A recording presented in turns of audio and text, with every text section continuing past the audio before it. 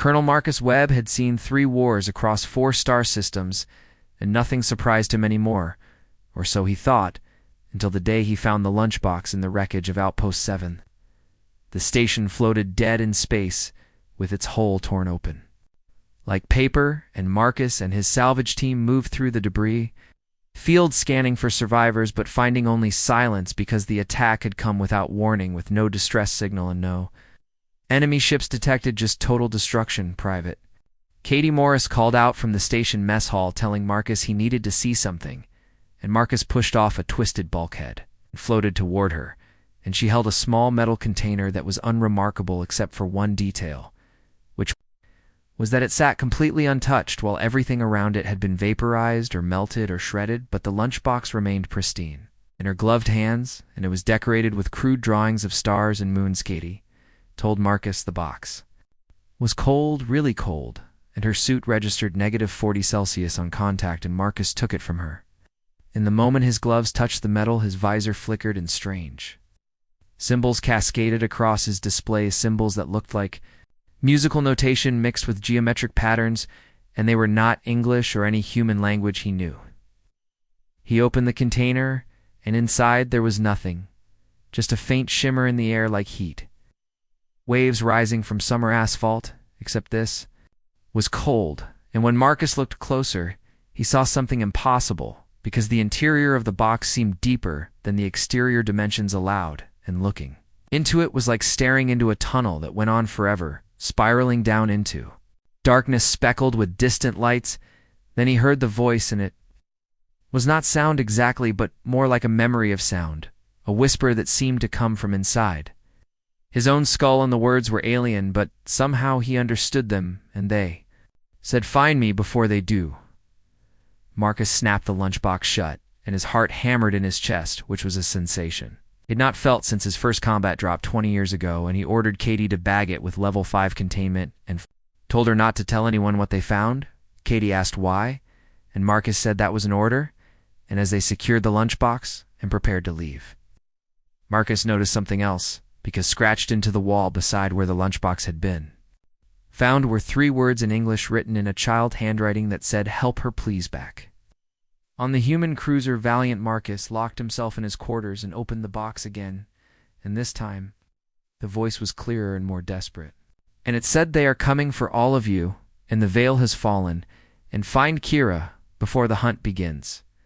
The shimmer inside the box suddenly crystallized, and Marcus saw an image form in the darkness, showing a young woman no older than 20, with features that were almost human but not quite, because her ears tapered to delicate points, and her eyes held too many colors shifting between violet and gold and silver, and behind her, barely visible in the shadows, something massive stirred with scales and wings and ancient burning eyes. Marcus whispered, asking who she was, but the vision faded. Though not before he saw one more thing, because the girl was running terrified through a forest that looked wrong, with trees made of metal and crystal, and the sky burned with 3 suns. Marcus had spent his entire career fighting enemies of humanity, and he had never questioned his orders and never doubted the righteousness of human expansion across the stars. But as he stared into that impossible lunchbox, he realized everything he knew about the galaxy was about to change. According to every xenobiological survey humanity had ever conducted, elves did not exist, and dragons were myth, and the coordinates his ship AI had just pulled from the lunchbox quantum signature led to a region of space marked on every star chart with a single warning that said, "None who enter return." Marcus closed the box and made his decision, because he had built his career on following orders, but some things were more important than the chain of command, and he opened a secure channel to his old squad mate, Lieutenant Amy Brooks, who now served on a deep space reconnaissance ship near the Galactic Rim. Marcus told Amy he needed a favor, and that she was going to think he had lost his mind.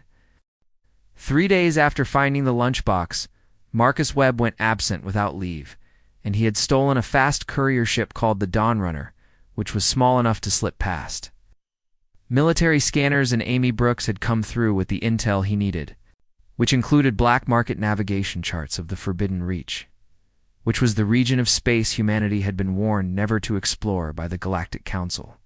The Council was a coalition of 7 elder species, and they had been reluctant guides for humanity since first contact 30 years ago, and they had given Earth technology and trade routes, and one absolute rule, which was stay away from the Reach. And when human explorers asked why, the council representatives simply said, "There are powers in this galaxy that even we fear, and the Reach belongs to them."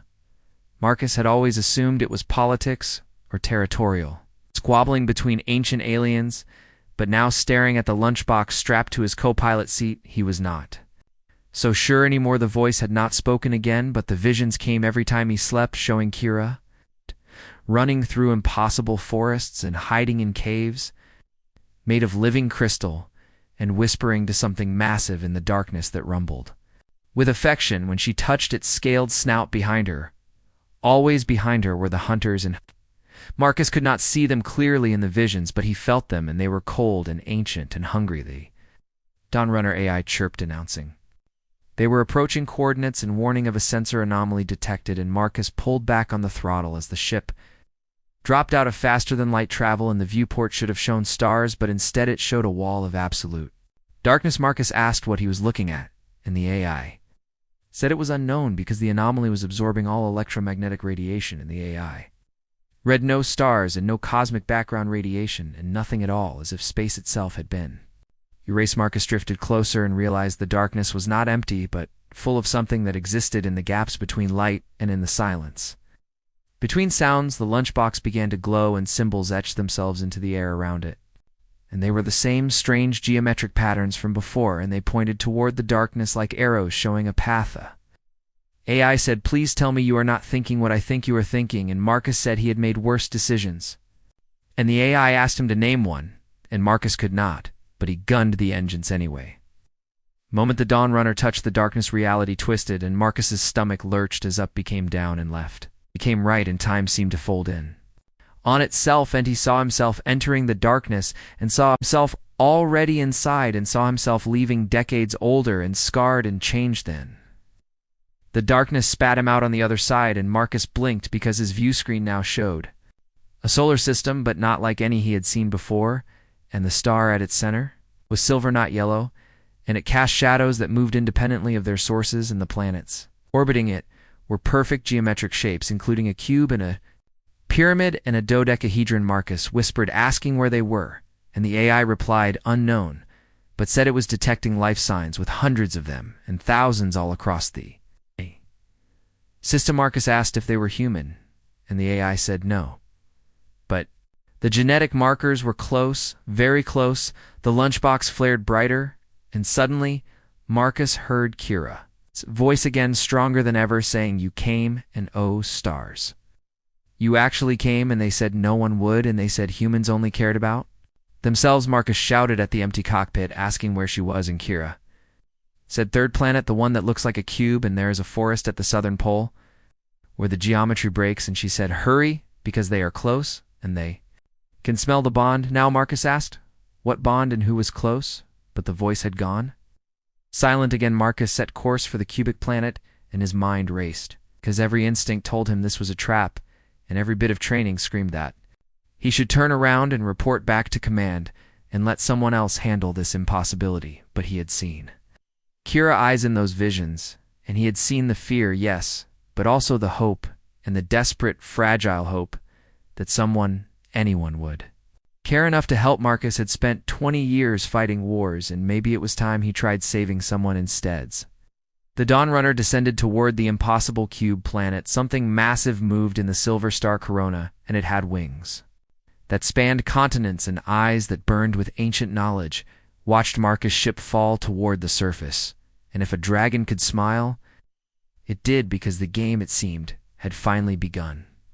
Marcus's ship touched down in a clearing where the forest geometry gave up trying to make sense, and trees grew in spirals with their branches weaving through dimensions Marcus did not have names for, and the ground was solid beneath his boots. One moment, then transparent the next, revealing layers of earth and stone, and something that looked like crystallized time, and the sky was green, and gravity suggests the left was the new down.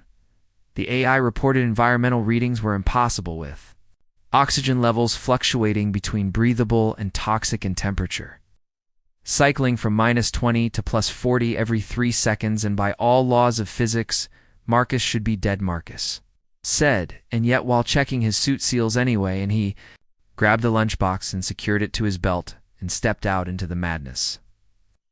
Moment his boots touched ground, the forest went still, and the impossible geometries froze, and the flickering gravity settled as reality had been waiting for him to arrive before deciding what rules to follow.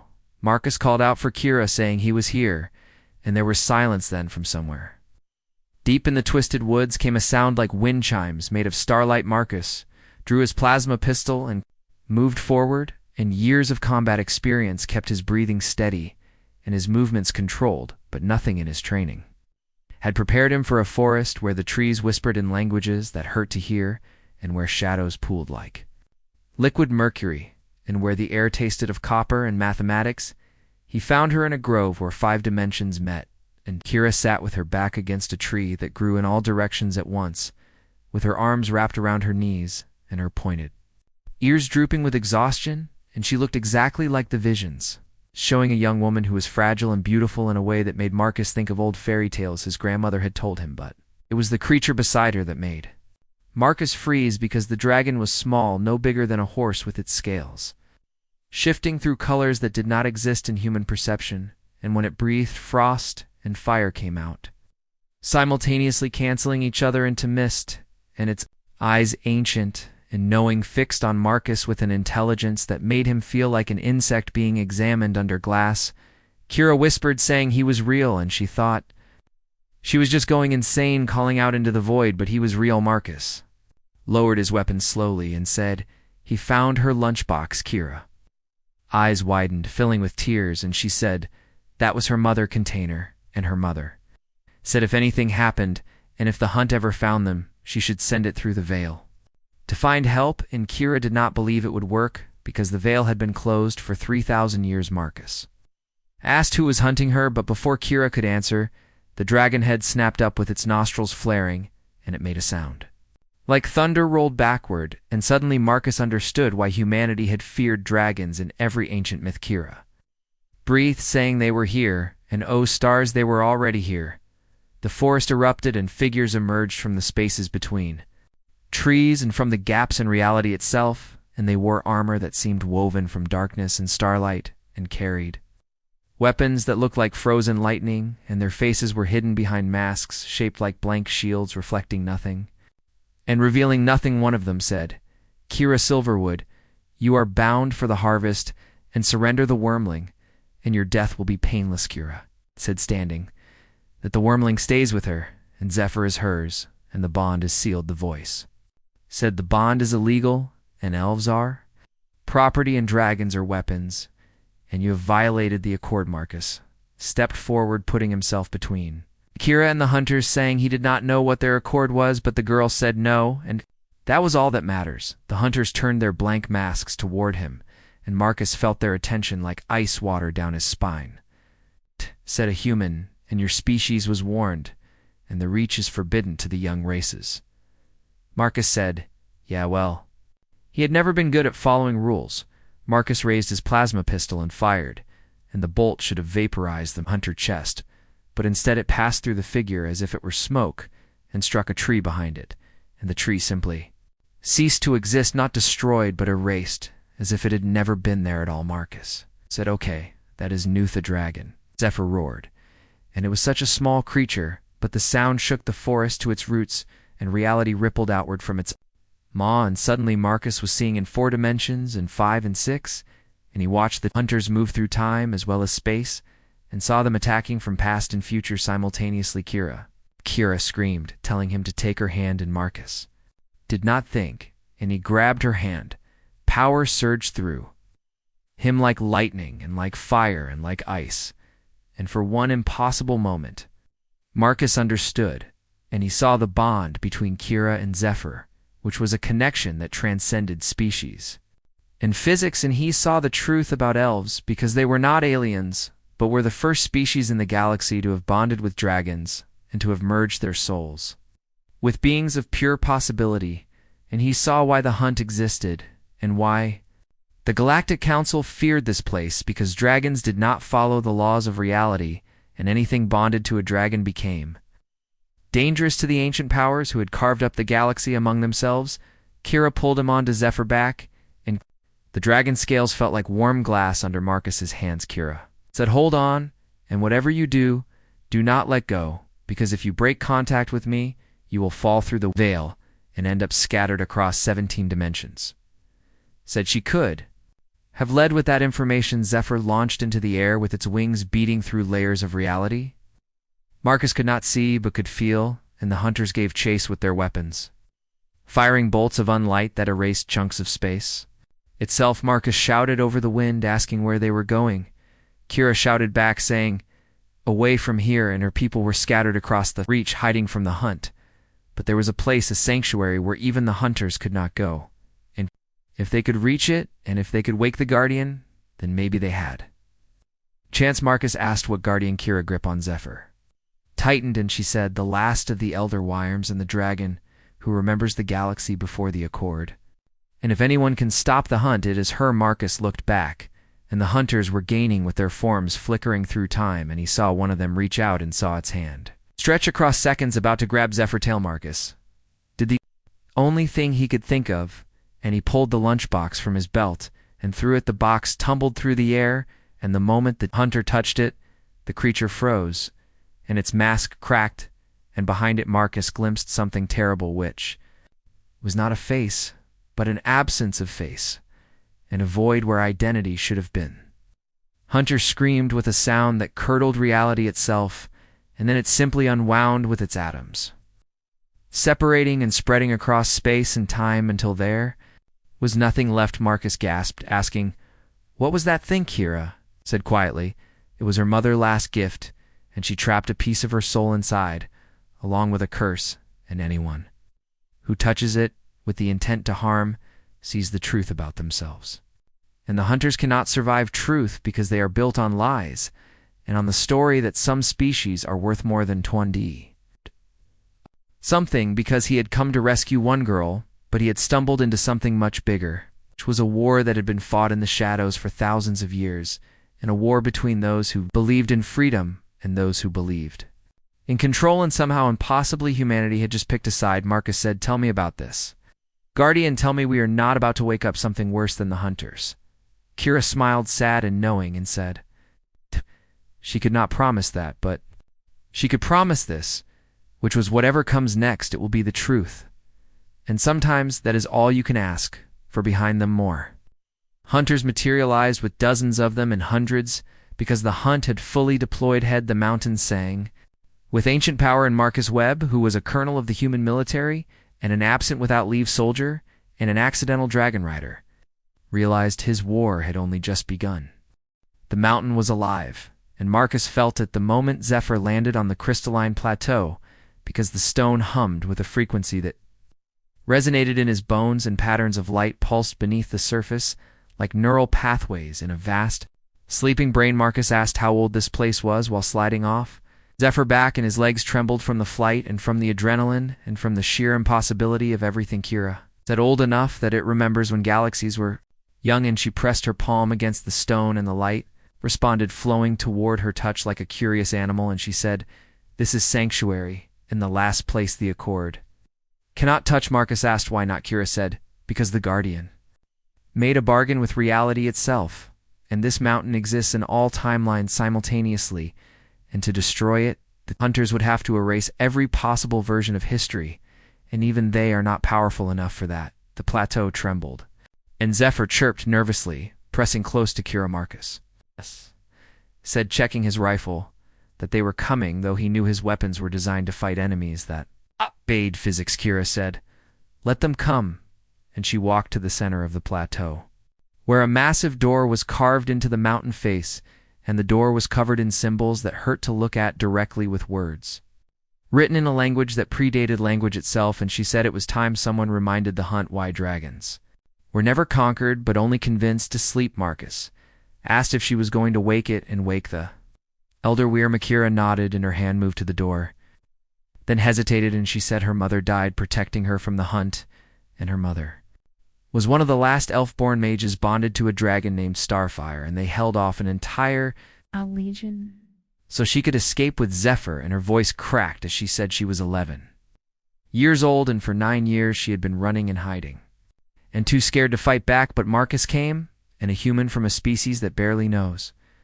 The stars came because she asked, and if he can be that brave, then so can she. She placed her palm on the door, and the mountain screamed, though it was not a scream but a song with a note so deep and vast that Marcus felt it more than heard it.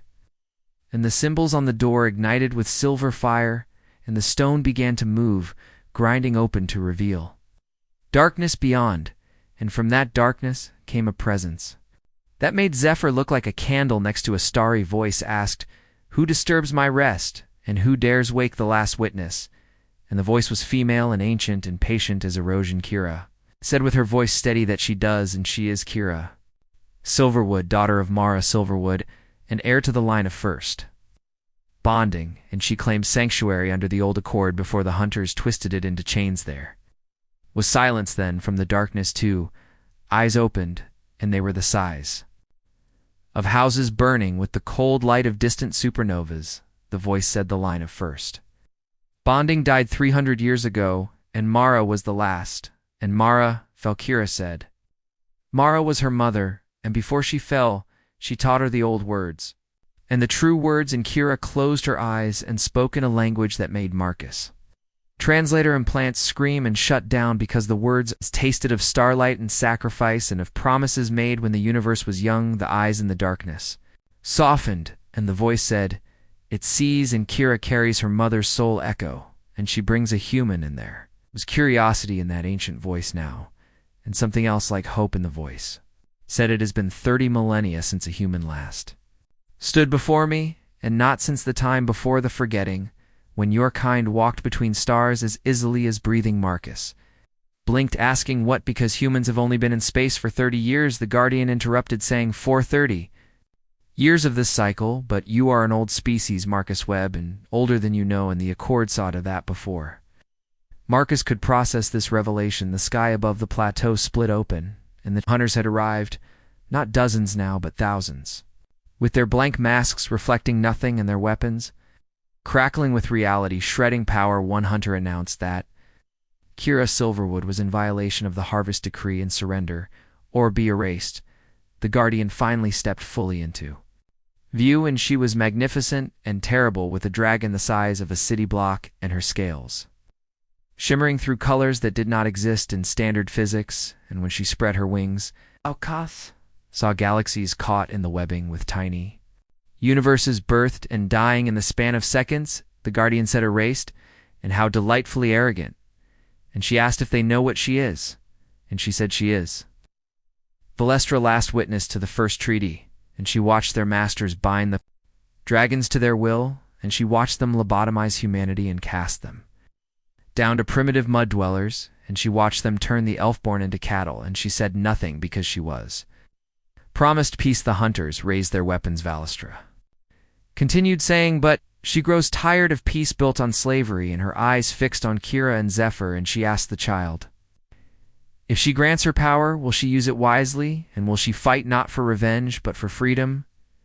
Kira met the dragon gaze without flinching, and said she will. Valestra asked, "And you, human, because your kind was robbed of your birthright and reduced to pawns in a game you do not remember playing, and will you help restore what was taken?"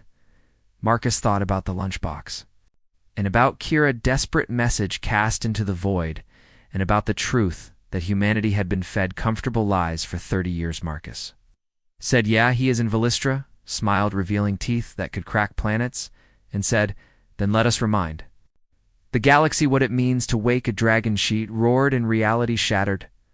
Marcus felt something unlock inside him, like a door he never knew existed, suddenly swinging open, and memories flooded in, but they were not his memories, because they were older and deeper, with genetic knowledge passed down through millions of years of human evolution.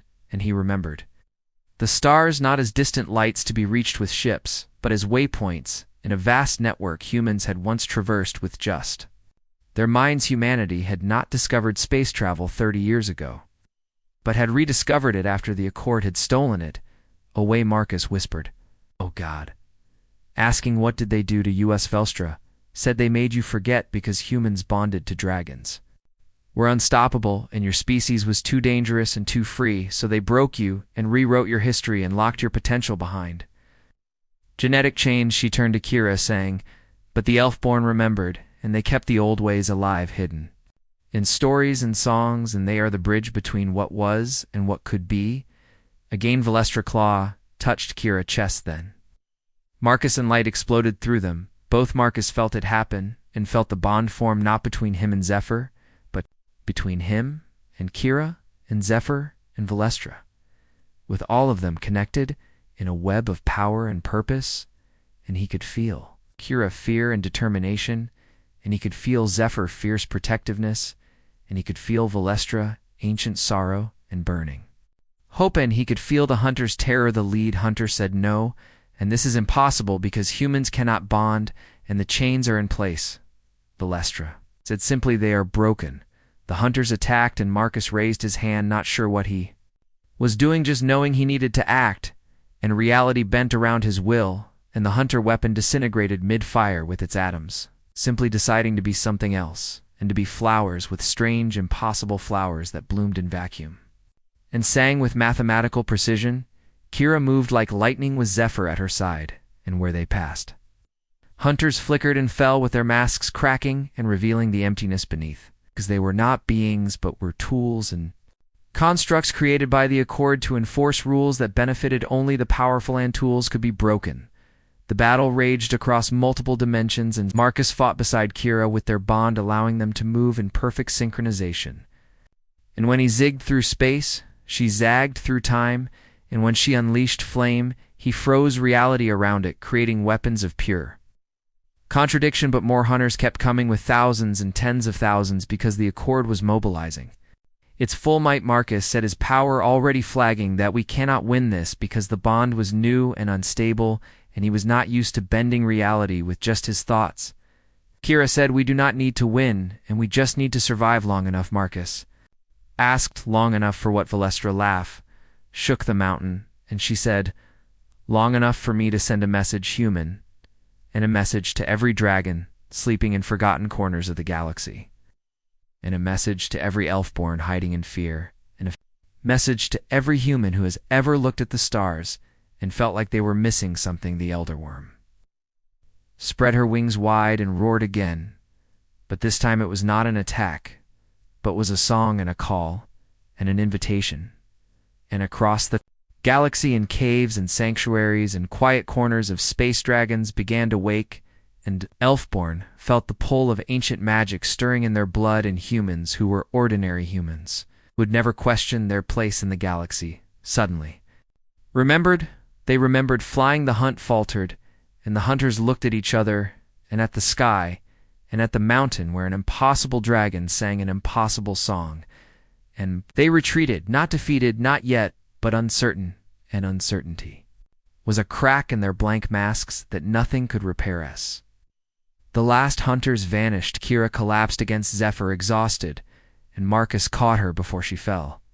6 months after Sanctuary, the galaxy was burning, not literally, though there were plenty of actual fires, but the careful order the Accord had maintained for 30,000 years was crumbling, and its architects were discovering that systems built on lies collapse fast once the truth gets loose.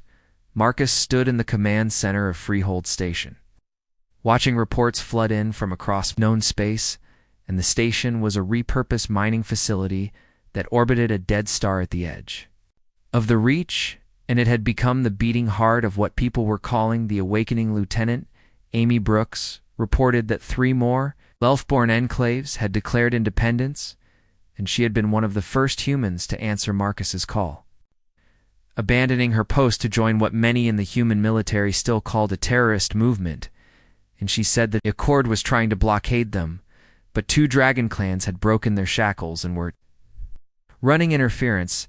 Marcus asked about casualties. Amy said, minimal on our side, and the Accord forces are confused because they are trained to fight conventional battles, not enemies who can bend space-time. Marcus nodded, but the victory felt hollow because every day brought new allies, yes, but also new horrors, and the Accord was not just fighting back but was purging with entire Elfborn settlements sterilized from orbit and human Colonies that showed signs of remembering were quarantined with their populations fed sedatives designed to suppress the genetic memories awakening in their DNA. And dragons once caught were not killed, but were broken and lobotomized and turned into weapons for the PHR. Armis Marcus asked where Kira was. Me said council chamber, and she is arguing with the Imberscale clan again. Marcus sighed because building a revolution was messy and dragons were proud and elf-born were fractured into 1,000 subcultures, and humans were still struggling to accept that their entire history was a fabrication. And getting them all to work together was like herding cats made of existential crisis, he found. Kira in the middle of a heated debate with 3 dragons in their humanoid forms, which was a courtesy they extended when dealing with the small folk. Though their barely suppressed irritation was obvious, Kira was saying with her voice tight with frustration that she was not asking them to die for her, but asking them to remember what they were before the Accord broke them because they were free. And they flew where they wanted and bonded with who they chose. Lord Ashenmaw, eldest of the Imberscaled clan, interrupted, and in human form. He looked like an elderly gentleman with silver hair and eyes that held volcanic fire, and he said and nearly destroyed the galaxy doing it because the wars before the Accord were apocalyptic with entire star systems, rendered uninhabitable and species driven to extinction because bonded pairs decided their love justified genocide, and the Accord brought peace. Kira said the Accord brought slavery. Marcus stepped into the room saying peace built on chains is not peace, but is just well-organized oppression. Ashenmaw turned his burning gaze on Marcus saying, you have been awake for half a year, human, and you presume to lecture me on history spanning millennia, because your kind caused half those ancient wars, and humans bonded to dragons, became gods, and gods are rarely benevolent. Marcus conceded maybe, but said at least we would be choosing our mistakes. Instead of having someone else order forced on us before Ashenmaw could respond, alarms shrieked through the station, and Amy voice crackled over the intercom saying, we have incoming and Accord battle fleet with 12 capital ships and 70 support craft, and they are not negotiating, and they are not even hailing, and they are just coming. The lights went out, and emergency power kicked in, bathing the council chamber in red. Kira eyes met Marcus, and in the months since Sanctuary their bond had deepened, and he could feel her fear now and the determination underneath it, and they both knew this day would come because the Accord could not let Freehold stand, as it represented everything they had worked to suppress, which was freedom and choice and memory. Marcus said, get everyone to the evacuation pods, and Valestra and Zephyr, and he will buy time. Kira grabbed his arm saying no, and we fight together, because that is the whole point of bonding, and we are stronger together. Shma watched them with something shifting in his ancient eyes, and he said that bond between you and human and elfborn and wormling. And he had not seen one form naturally in 3,000 years, because the Accord ensured humans lacked the genetics key and most elfborn lost the knowledge, and yet here you stand bonded as perfectly as in the old days. Kira said the old ways are not dead, but we're just waiting. The station shuddered as the first impacts hit the shields and through the viewport.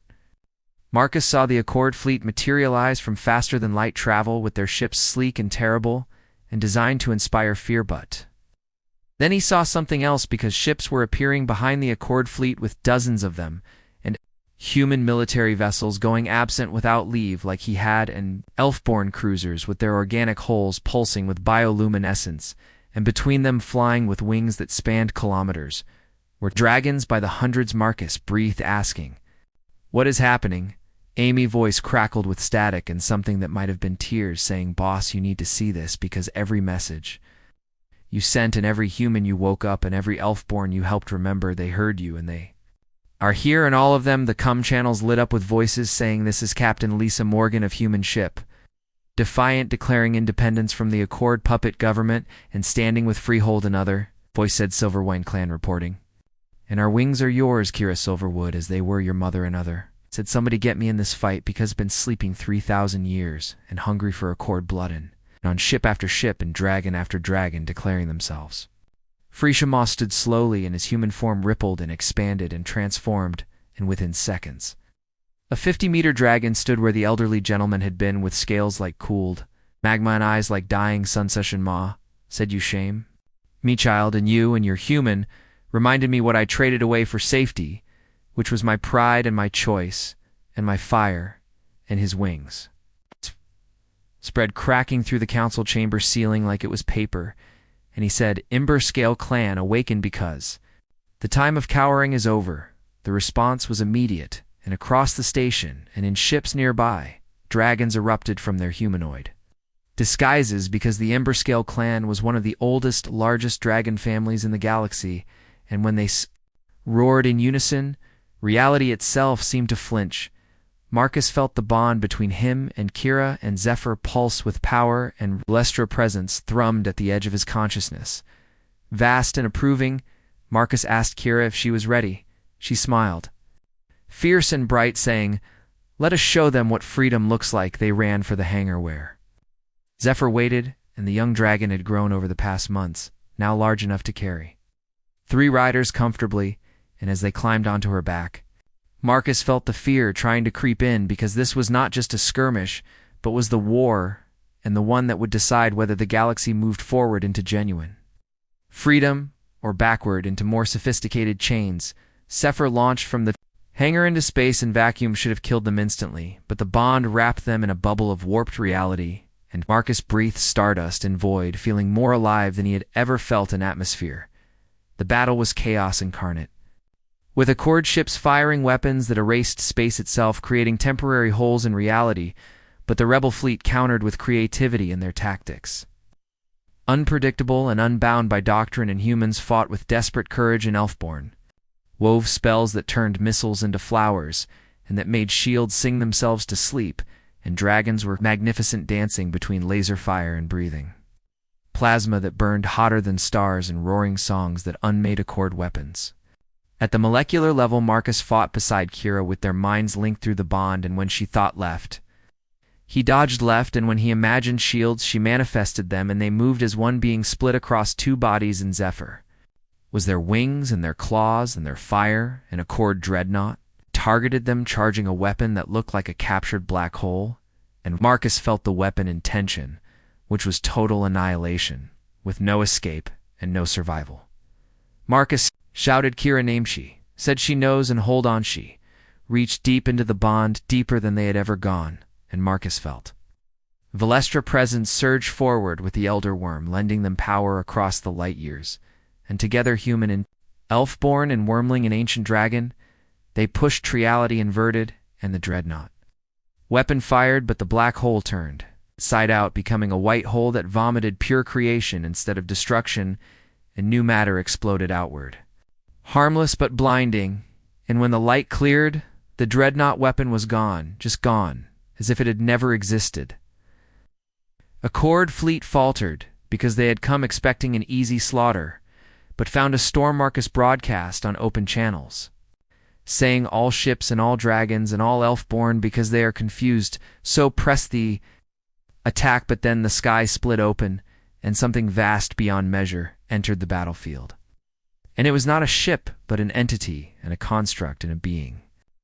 A pure Accord ideology given form, and it looked like a geometric impossibility, with angles that stabbed the mind and surfaces that reflected nothing because there was nothing in them to reflect,